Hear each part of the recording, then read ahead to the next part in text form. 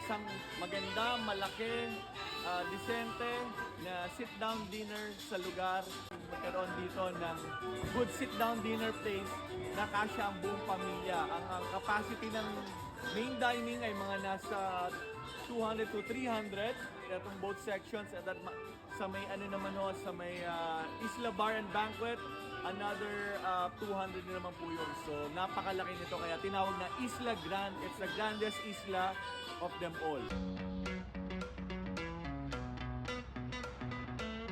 This is Isla Grande, located in Pleasant Hill, California.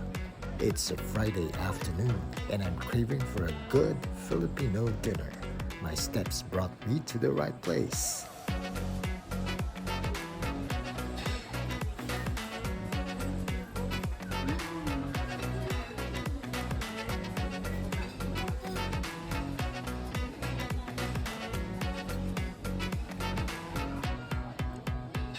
Okay, tama. Recommended talaga. Yep.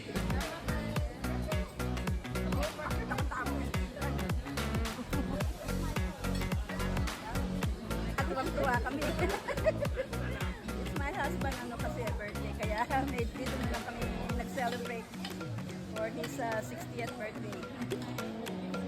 Pinakasikat po natin dito sa isla, kilala syempre itong isa ninyo, yung Isla Sizzling Sisig. Yan ang authentic, maraming may sisig dito sa North America. Pero masasabi kong dito sa Bay Area, at least sa Northern California, yan yung authentic na sisig na matatagpuan at makikita lamang sa Pampanga. So that's what we serve here dito sa isla. Besides their authentic sizzling sisig, which is a Filipino dish that originated in the province of Pampanga, the culinary capital of the Philippines, other Filipino favorites are also best sellers, such as Pancit Bihon Guisado, Pancit Palabok, Lumpiang Shanghai, Crispy Pork Binagoongan, Crispy Pata, Lechon Kawali, Chicken Inasal, Caldereta, Bistek, Tinola, Sinigang, Bongbes Daing Bangus, Pakbet, and Laing.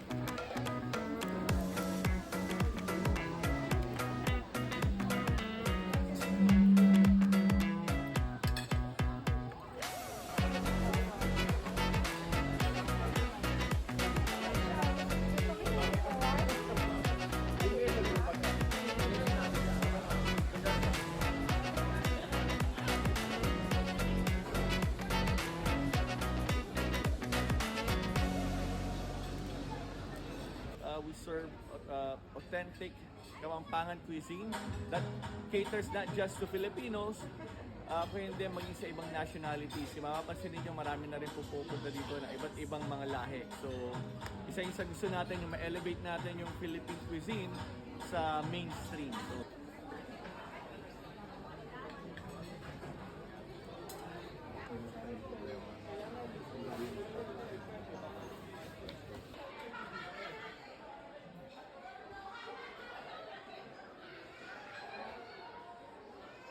Isla Grande also has its bar and banquet, where guests can have drinks and dinner while they enjoy music from a live band performing on scheduled days.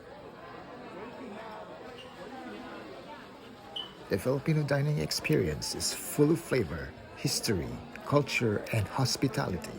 It is making a significant mark into the mainstream of American culinary and restaurant scene. Till then, Abe Manyaman Kenny.